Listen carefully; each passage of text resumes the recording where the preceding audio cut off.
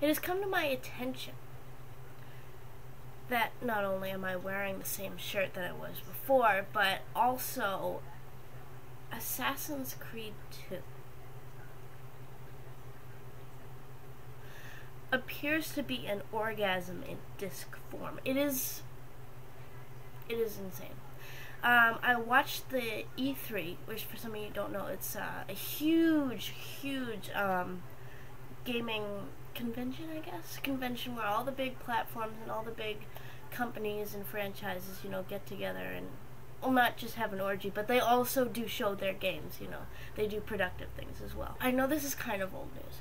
I'm going to talk about some of the things that have remained the same, and then I'm going to talk about some of the things that are different, that are either different, new, or improved upon. First thing that remains the same is the eavesdropping type missions where you sit on a bench and and you know, you watch people have little conversations.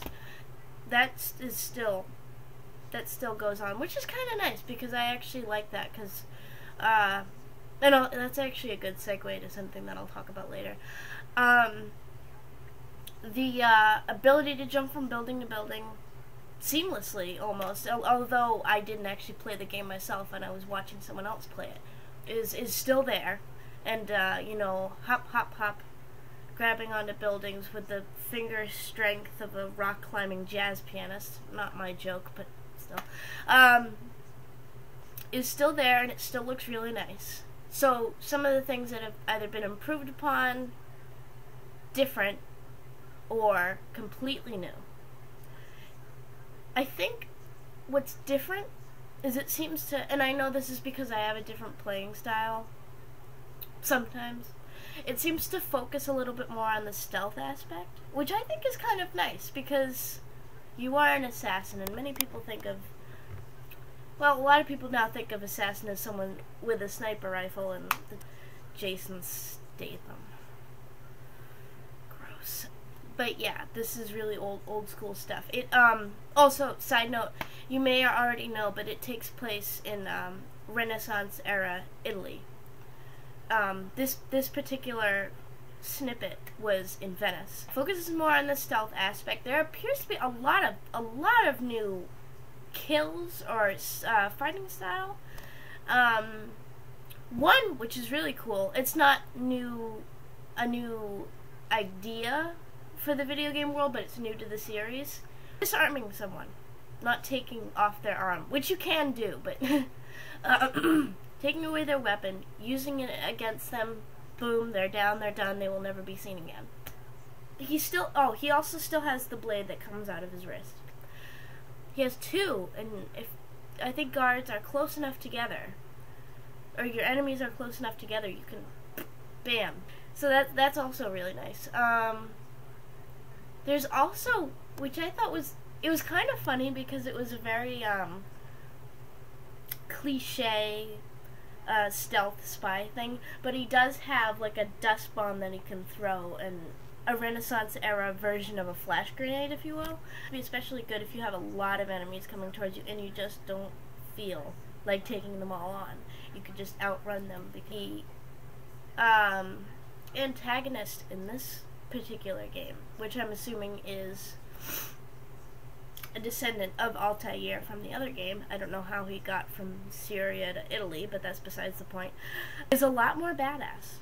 He's awesome. He has kind of like a cape, sort of, and he's a lot more built, and still has the hood. He actually has an accent now, which is nice, and it adds a little more authenticism to the game.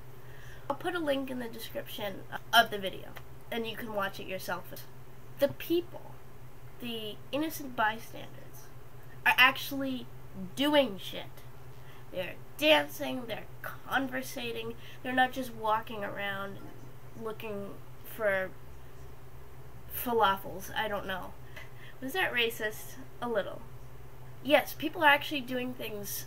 The close-up, the cutscenes of people talking still isn't fantastic, but the gameplay and the other graphics more than make up for that.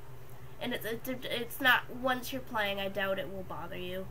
It still appears to be the same thing, which I thought was actually a pretty interesting plot or idea or theme for a video game, very almost brilliant, was that you can access memories of your ancestors. I thought that was really cool. That still appears. They didn't show the modern descendant, but it's still, some of the cutscenes you'll see when they actually assassinate the guy, it still looks to be the same thing. It's basically, it's not the same game, but it's no real drastic changes to how the game is put together.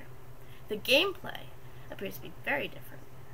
Not very different, like you won't know what you're doing, but to people who haven't played the first game, or to people who have played the first game, finished it, and are like, no, I want to play it again, these groups should definitely play it. And I wouldn't know because I don't have the inside scoop to it, but oh god, it looks so cool. It's coming out, I think, November 26th? Late November? I don't know. It's actually coming out around the same time as COD Modern Warfare 2, I think. Which is nice because now I know what I want for Christmas. That's it. Thanks for watching.